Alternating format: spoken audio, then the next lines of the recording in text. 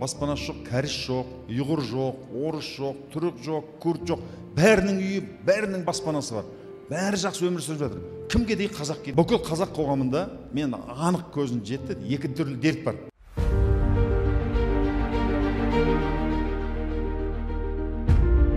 Мына жерде Сейіткер атамен кеше әңгімелестік, ұста. Осы кісі маған сұрақ қояды, айналайын дейді. Ана алтын адамды қарасаң дейді, осыдан 2,5-3 мың жыл бұрын жасаған дүниесін қазіргі ұсталар жасай алмайды.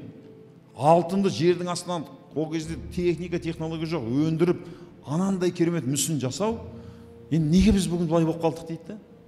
Кешегі ғұндар, Қытайға қорған салдырған ғұндар. Қытай деген дізелер дірілдеп қанша миллион, миллиард болса да, ана қорғанды бүкіл бала шағасы жиналып, бәленбай 100 жыл бойы салған. Неге біз өз елімізде бір төмен қарап сүлкейіп жүретін бір адамға ұлтқа айналдық деп. Соны кейін неге бүгін қазақ шындығында да жалқау мойындау керек? Қазақстанда үйі жоқ, баспанасы жоқ, кәріс жоқ, ұйғыр жоқ, орыс жоқ, түрік жоқ, күрд жоқ. Бәрінің үйі, бәрінің баспанасы бар. Бәрі жақсы өмір сүріп жатыр. Кімге дейін қазақ кедей әкесінің үйінде онда шылқамайға батып жүріп.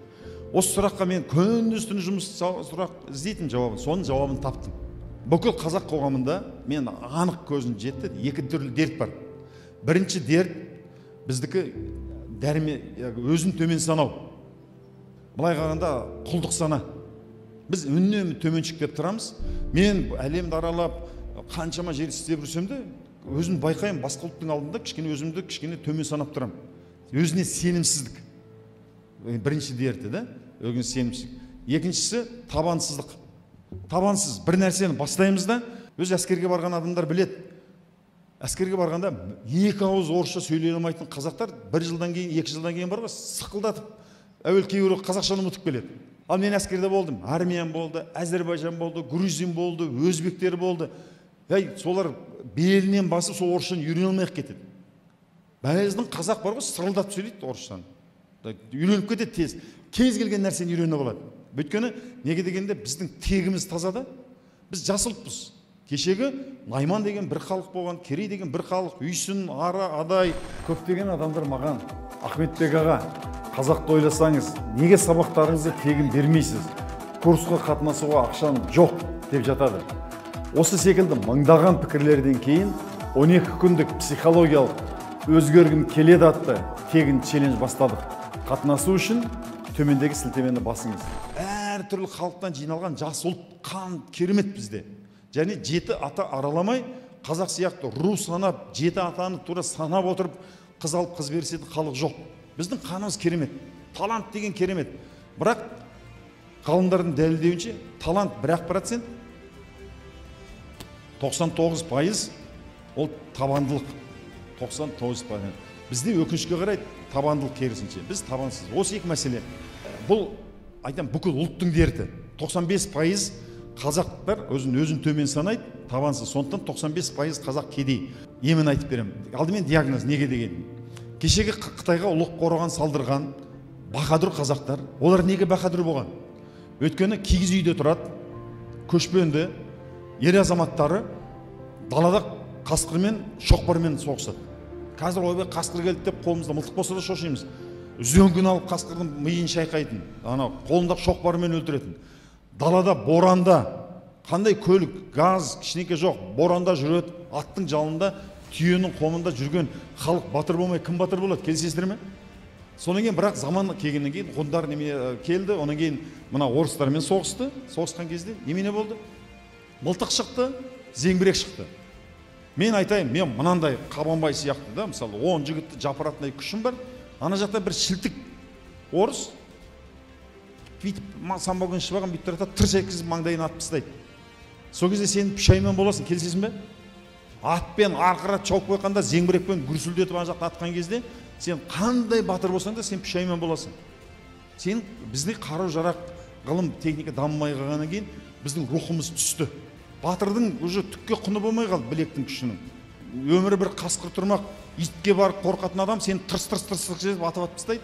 Сонан кейін қорқыныш пайда болады ол, үрей. Сонан кейін 1731 жылы табанға салды, өзінің билігін қойды. Мысалы бір қазақпен төбелесіп қалса, келесі орыс соттайды.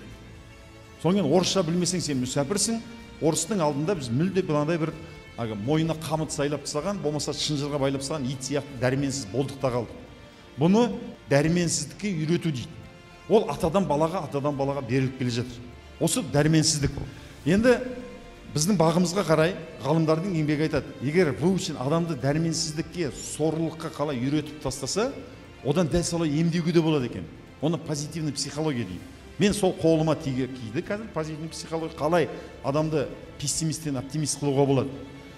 Содан кейін 70 жылдың ішінде бізді көшпенді қазақты колхоз совхоз қылды, ауылға жинады. Бірақ трактор айдау үшін, сварка жасау үшін, токарный станокта жұмыс істеу үшін, завод, фабрикада жұмыс істеу үшін орысша білу керек болды. Солай ғой. Алматыда жалғыз қазақ мектебі болды. Бүкіл завод, фабрикада қазақтардың 1% болды. Содан кейін орысша білмесең, орысша машинаның тілін, техниканың тілін білмесең, сен жалақың аз, сен төмен болып төменшіктеп тұрасың. Содан кейін бізге түгел осы өзін дәрменсіз санау, өзін төмен санау 300 жылдан әсіресе мына 70 жылдың ішінде санамызға кіргізіп тастады. Енді осы сананы тазалау керек. Қазір коронавирус емін таба алмай жатыр ғой, мысалы. Менің емі қазір қолда. Нақты қандай психология, миға қалай әсер ету керек, ми қалай ойлайды, адам неге дәрменсіз болады, неге қорқақ қылады, оны қалай батыр қылу керек. Өзіне сенімді, адам жасағанда адам жасайды, ет пен сүйектен мен оны жасай аламын деген сенімді кіргізу керек. Ең біріншісі осыны. Екіншісі табансыз. Адамның жетілетін осы екі қасиет екен. Батылдық, ит табандылық. Сол кезде айырмасы жоқ, ол ауылда тұрма, онлайнттар көріп отырсыздар. Анау сіз Ақсуатта отырсыз ба, Жаңаөзенде отырсыз ба, тіпті бір ауылда отырсыз ба, айырмасы жоқ. Алматыда тұрасыз ба, Астанада тұрасыз ба, айырмасы жоқ. 10 класс бітірдің ба, 5 класс бітірдің ба, университет бітірдің ба, айырмасы жоқ. Кез келген адам кәсіпкер бола алады, мен қолымды кесіп беремін. Мен алдымен адамда сенімділік болуға тиіс. Ол бір күнде кемейді. Көптеген адамдар маған, Ахметбек аға, қазақты ойласаңыз, неге сабақтарыңызды тегін бермейсіз? Курсқа қатынасуға ақшам жоқ деп жатады. Осы секілді мыңдаған пікірлерден кейін 12 күндік психологиялық өзгергім келеді атты тегін челлендж бастадық. Қатынасу үшін төмендегі сілтемені басыңыз.